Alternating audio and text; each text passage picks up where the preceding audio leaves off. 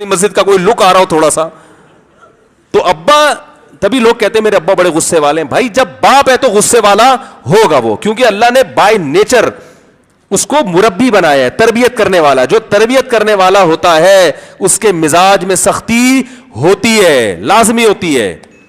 وہ چل 2-4 دفعہ تو برداشت کرے گا, اس کے بعد نہیں چل وہ پھینٹی لگا دے گا پکڑ کے. ہم نے کھائی ہے الحمدللہ اپنے باپ سے پھینٹی, اور نہیں کھائی ہوتی تو آج ہم یہاں تھوڑی بیٹھے ہوتے.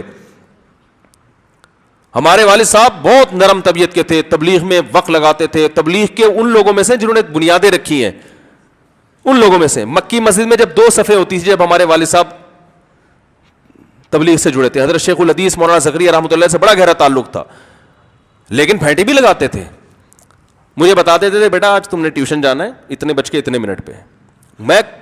میں شرارتی تھا, بہت زیادہ کھیل کود کا شوق تھا, پکڑائی میں آتا ہی نہیں تھا کسی کے, نہ اسکول میں ٹیچروں کی پکڑائی میں آتا, پرائمری اسکول کی بات کر رہا ہوں. اور وہاں ہوم ورک نہیں کرتا تھا, وہ شرارتوں میں بہت زیادہ دل لگتا تھا. پھر ہمارے کزن بھی ہمارے ساتھ والے گھر میں رہتے تھے, مل کے ہم کھیلتے ہی رہتے تھے. کبھی فٹ بال کھیل رہے ہیں, کبھی گلی ڈنڈا کھیل رہے ہیں. بنٹے کھیلتے ہوئے ڈرتے تھے, ابا نے پکڑ لیا تو بہت کوٹیں گے پکڑ کے نا. بنٹے نہیں کھیلنے تھے, لٹو بنٹے اس طرح کے کھیل نہیں کھیلنے دیتے تھے.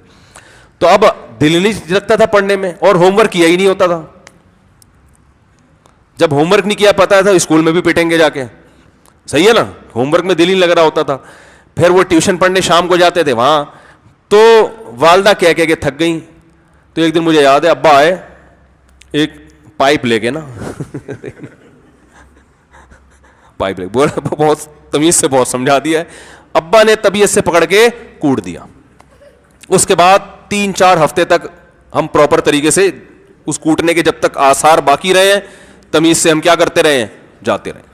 کبھی گھر میں بدتمیزی سے ہم بات کرتے, اگر جیسے بچے ہوتے ہیں کبھی تمیز کبھی بدتمیزی, 1-8 دفعہ ابا برداشت کرتے تھے. اس کے بعد اگر کسی نے گھر میں والدہ سے بھی بدتمیزی کی یا کسی سے بدتمیزی کی, ابا نے طبیعت سے کیا کر دیتے تھے, چترول لگاتے, بھائی تمیز سے بات کرو, ماں ہے, بھائی ہے, فلانا ہے, ڈمکانا ہے. اور میرے بڑے بھائی بھی بڑے سخت مزاج کے تھے, ابا نہیں ہوتے تو بڑے بھائی. مجھے یاد ہے ایک دفعہ میں گھر میں آیا, بغیر سلام کیے داخل ہو گیا. ہمارے بڑے بھائی بیٹھے, انہوں نے کہا سلام, گھر میں جب کوئی آتا ہے نا سلام کرتے ہیں. میں نے کہا اچھا. کہہ رہے ہیں واپس جاؤ, واپس آؤ. اب مجھے پتا تھا کہ نہیں گیا اور واپس نہیں آیا تو چماٹ لگے گا, اس لیے ہم تمیز سے, ہم نے کہا بہتر عافیت اسی میں, چلے جاؤ اور واپس آ کے کیا کرو, سلام. آئے سلام, بلا وجہ تھوڑی مار رہے ہیں بھائی, تمیز سکھانے کے لیے. اور اگر آپ بغیر مار کے تمیز سیکھ رہے ہو تو پھر مارنے کی ضرورت تھوڑی ہے. اگر میں پھر بھی وہ تھپڑ مارتے مجھے, پھر یہ بھائی کے ظالم ہونے کی علامت تھی نا, کہ یار آپ کو بولا ہے آپ باہر جاؤ اور سلام کر کے, تاکہ سکھایا جا رہا ہے بھائی ہمیشہ یاد رہے. اب گھر میں جب بھی جاتے ہیں الحمدللہ سلام یاد رہتا ہے.